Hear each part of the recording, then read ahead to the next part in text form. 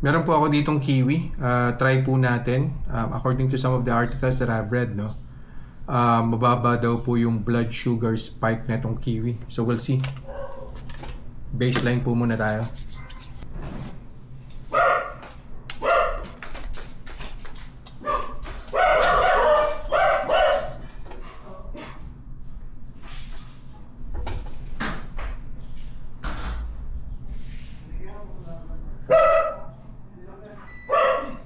Yan po. 111. Sige po, I'll eat the kiwi and then babalikan ko po kayo after an hour and then we'll see.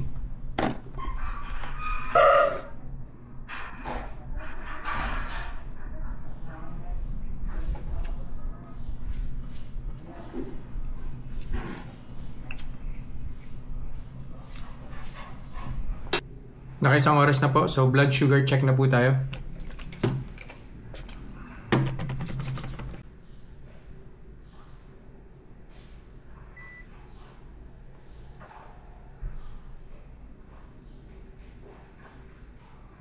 Meron kaya?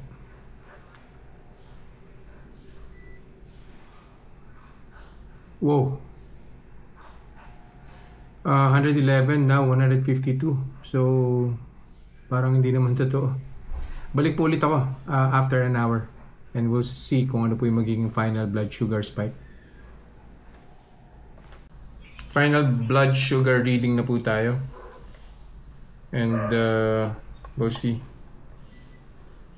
kung ano na pong epekto ni kiwi sa blood sugar ko.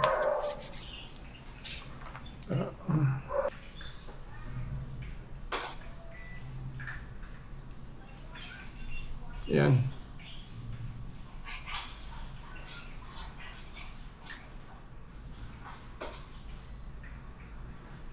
Yan.